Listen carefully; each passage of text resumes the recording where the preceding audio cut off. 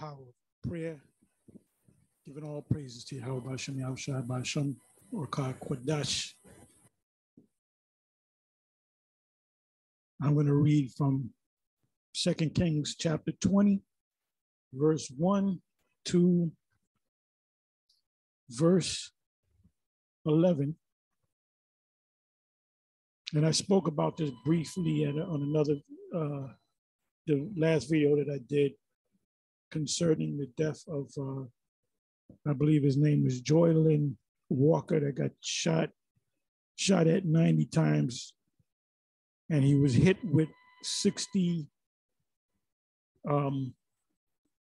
bullets, projectiles, by 8 police officers. I believe 7 were Edomites, could have been of the Latin tribes, and 1 was Jake.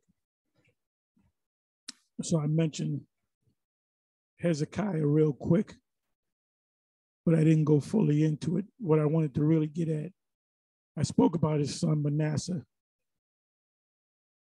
Hezekiah was a righteous king, good king, and his son was a wicked king, but his son repented. And there's a prayer in the Apocrypha. If you go to the prayer of Manasseh and read it, he humbled himself. And so did his father, Hezekiah. Let me just go ahead and read it. Verse 1, starting from verse 1.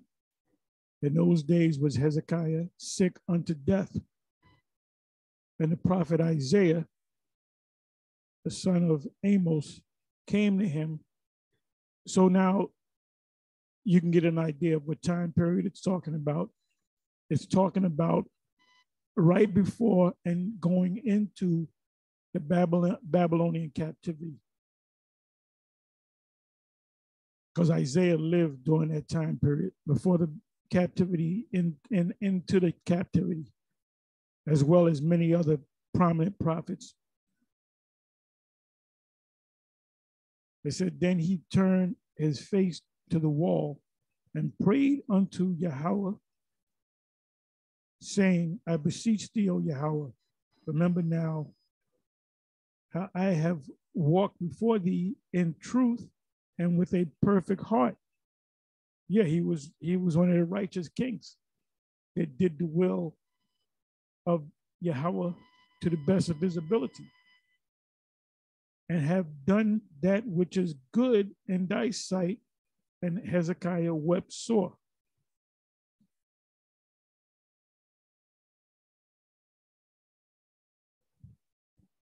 And it came to pass, before Isaiah was gone out into the middle court,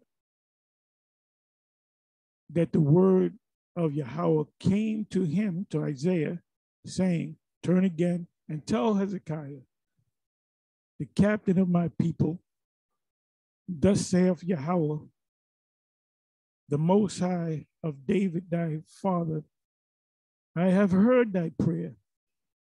I have seen thy tears.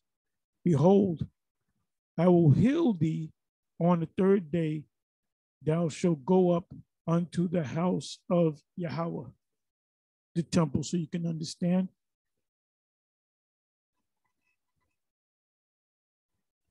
So this was before the Babylonians took down Israel, because when the Babylonians took down Israel, if there was a king on whatever nation take down another nation, they take down the king, they take down the ruler, and they either make him a vassal, which is like a middle class. They take him from his lordship to a middle class or a peasant. And usually they'll do that. They'll take over a nation. There's negotiations, and they'll make sure that the head of that nation, the president, the prime minister, the king, or whatever, live good, but their people are not going to necessarily live as good. So they go from a lord state to a vassal state. That state meaning condition. It says, and I will add unto thy days 15 years, and I will deliver thee and and this city out of the hand of the king of Assyria, because Assyria ultimately took down, well, it was the Assyrians that wanted to take down the kingdom of Judah, but it couldn't, it didn't succeed. But it wound up taking down the northern kingdom, the kingdom of Israel. And the kings of Babylon were also of Assyrian. They were not Cushites.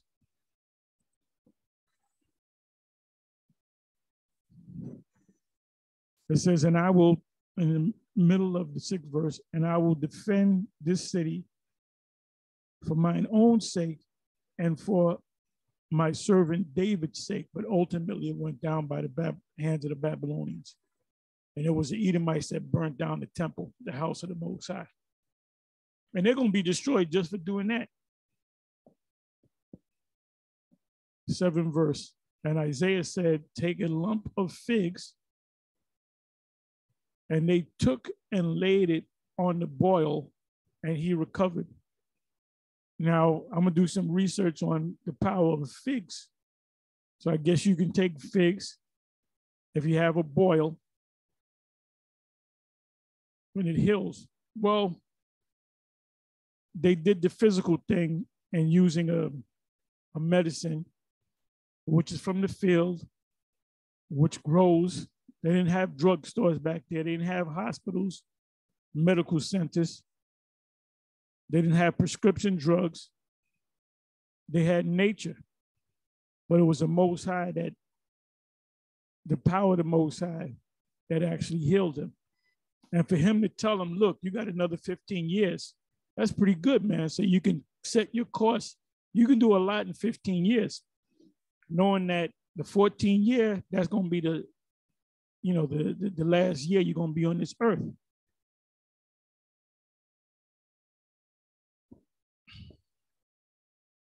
So it says, the 27th verse again. Isaiah said, take a lump of figs. And they took and laid it on the boil, and he recovered. And Hezekiah, which is the king, said unto Isaiah, what shall be the sign that Yahweh will heal me, and that I shall go up into the house of Yahweh the 3rd day? And Isaiah said, this sign shalt thou have of Yahweh, that Yahweh will do the thing that he have spoken. Shall the shadow go forward 10 degrees or go back 10 degrees? That's talking about a sundial. That's how they told time back there, the sundial. And Hezekiah answered, it is a light thing for the shadow to go down 10 degrees, meaning go forward.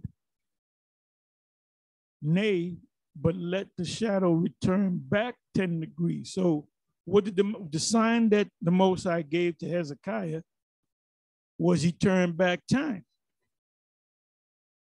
Whether it be 10 minutes or 10 hours, he turned back time.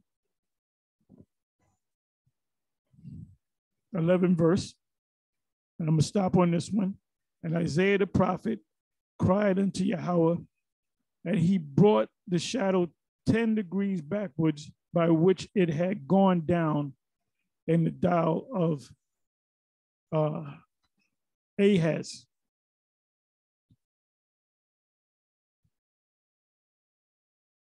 Anyway, with that, I'm going to say, oh, you know what? I'm sorry. Let me, one more precept came to mind. I'm going to do this. Bear with me for a minute.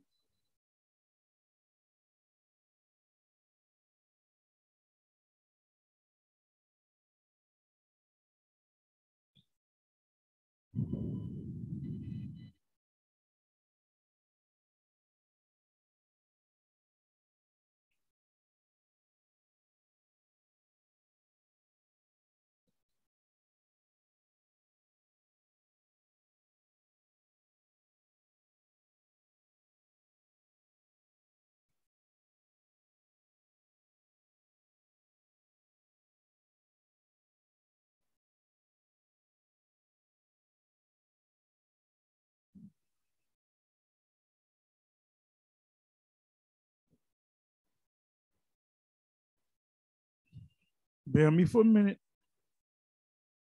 I wasn't going to bring this out, but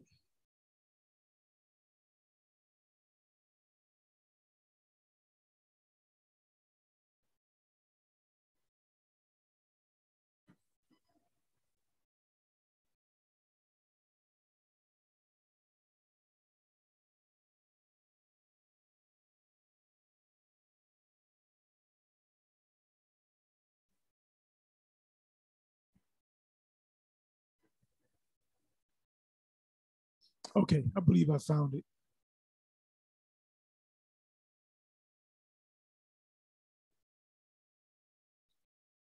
Okay, this is the 12th verse.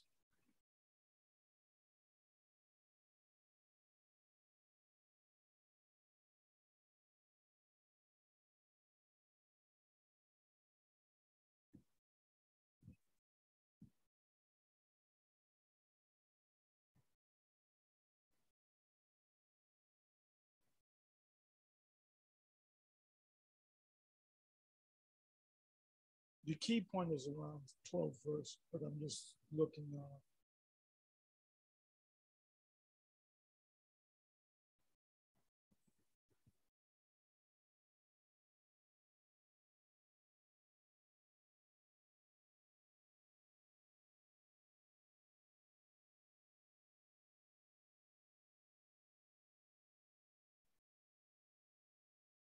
Bear me for a minute.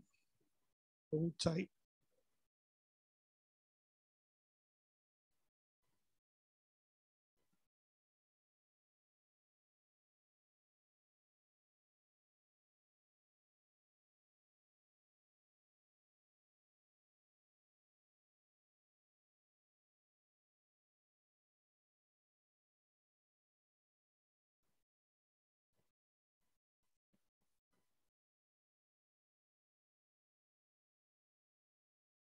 I'll start from the 9th verse. The key point is starting around about the 11th verse. So it says at the 9th verse, for the eyes of Yahweh run to and fro throughout the whole world. Now that's a good precept to add to your toolbox when you're dealing with the chariots of the Lord. This should go right after, if you hit Zechariah 5:1, the next precept that you should hit is this one right here. Because what are the eyes of the what are the eyes of the Lord? The ships. That's why Esau, the top brass of Esau, the Air Force and so forth, and now NASA's involved, they had that meeting. Because there's too many eyes out there. There's too many eyes in the sky. And what the angels are doing is spying out the land that they're going to take out. So it showed that it may enter into the house of the thief. This is the house of the thief. For the eyes of Yahweh run to and fro throughout the whole earth to show himself strong in the behalf of them whose heart is perfect toward him. Let me read that again. 2 Chronicles 16, verse 9. For the eyes of Yahweh run to and fro throughout the whole earth. That's those ships. Now, where we speak at, the main place that we speak at when we close, do the close salute, we always see chariots, always. You know, certain weeks you might not see it. But ever since we started doing the closing, the class after camp, this is what, going on the fifth week maybe? There's always, you know, chariots up there in the heavens, at least one or a couple of them. And they're always right above our head.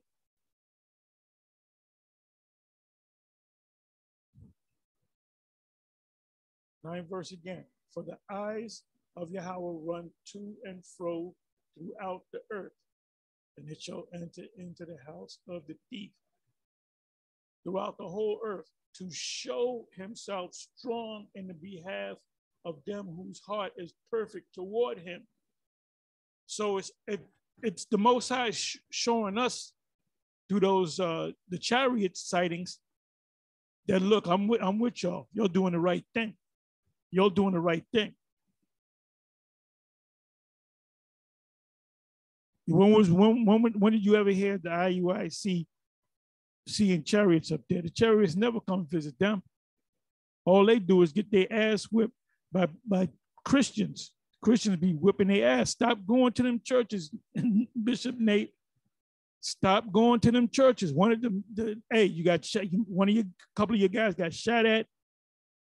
This church you went to, dude, old Jake pull out a 9 on your ass, and it showed he had his finger on the trigger. He was ready to do his thing. He was ready to get down. When are you gonna stop? When a couple of y'all get shot up? You already know day one when you went out there, when you devised this plan, put this plan together, you already know that reaction of the churches, man. They ain't hearing that. It says, herein thou hast done foolishly, therefore from henceforth thou shalt have wars. So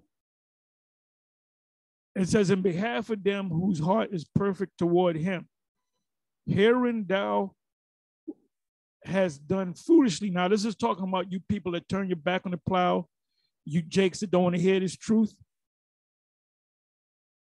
And it's talking about Israel back then. You're going to have wars, constant wars. This is through the Most High. But the perfect in heart, the Most High is with them. The Most High is going to give them signs to lift up their spirits. It said, then Asa was wroth with the seer, because the seer, another word for seer is prophet, and it actually means in the Hebrew, seer means ra'ah, which means to see, and that's what a prophet does. He sees things before it happens. So, Asa was hard-headed, hard-hearted, stiff-necked. You want to hear the prophet. He didn't want to hear what the Lord had to say, and put him in a prison house, for he was in a rage with him because of this thing, and Asa oppressed some of the people at the same time. So he was a wicked king. And he really wasn't with the Lord. 11 verse, and behold, the acts of Asa, first and last, lo, they are written in the book of the kings of Judah and Israel. So who got that book? Does God have that book? Do they have the books of the kings of Judah and Israel? Where's that book at? Where's the book of the wars of the Lord? That's an actual book.